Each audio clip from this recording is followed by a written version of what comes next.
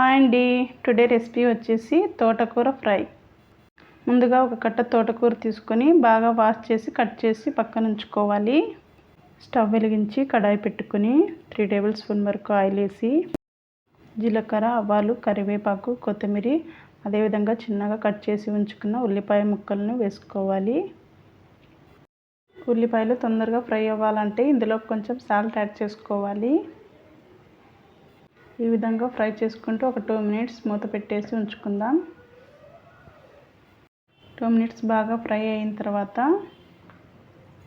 ఇందులోకి మనం ముందుగా కట్ చేసి ఉంచుకున్న తోటకూరని వేసుకుందాం. ఈ తోటకూరని ఎంత చిన్నగా వీలైతే అంత చిన్నగా కట్ చేసుకోవాలి. ఈ తోటకూర అంతా వేసి బాగా మిక్స్ అయ్యేలాగా కలుపుకోవాలి, లేదంటే కింద ఆనియన్స్ అన్నీ మాడిపోతాయి. ఈ విధంగా ఫ్రై చేసుకున్న తర్వాత ఒక 5 మినిట్స్ వరకు మూత పెట్టేసి ఉంచుకుందాం. పక్కన ఒక మిక్సీ జార్ తీసుకొని అందులో 1.5 టేబుల్ స్పూన్ వరకు కారం వేసుకొని, అదేవిధంగా 6-7 వెల్లుల్లి, కొంచెం సాల్ట్ వేసుకొని మిక్సీ పట్టుకొని పక్కన ఉంచుకోవాలి. ఒక 5 మినిట్స్ తర్వాత తోటకూర అంతా బాగా ఫ్రై అయింది. ఇందులోకి 1 టేబుల్ స్పూన్ వరకు పసుపు యాడ్ చేసుకుందాం. పసుపు వేసుకొని బాగా మిక్స్ అయ్యేలాగా అంతా కలుపుకోవాలి. ఈ విధంగా కలుపుకున్న తర్వాత ఒక 2 మినిట్స్ ఫ్రై చేసుకుందాం మూత పెట్టేసి.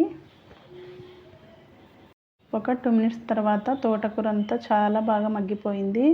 ఇప్పుడు ఇందులోకి మనం ముందుగా మిక్సీ పట్టుకొని ఉంచుకున్న కారంను ఇందులోకి యాడ్ చేసేసుకుందాం. వేసుకొని అంతా బాగా మిక్స్ అయ్యేలాగా కలుపుకోవాలి.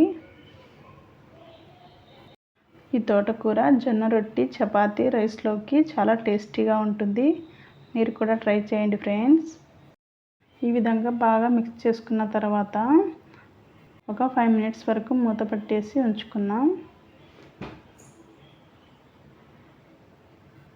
తోటకూర చాలా బాగా ఫ్రై అయిపోయింది. స్టవ్ ఆఫ్ చేసుకోవడమే.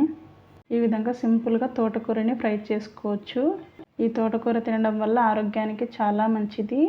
ఈ వీడియో మీకు నచ్చినట్లయితే లైక్ చేయండి, షేర్ చేయండి, సబ్స్క్రైబ్ చేసుకోండి. Thank you for watching.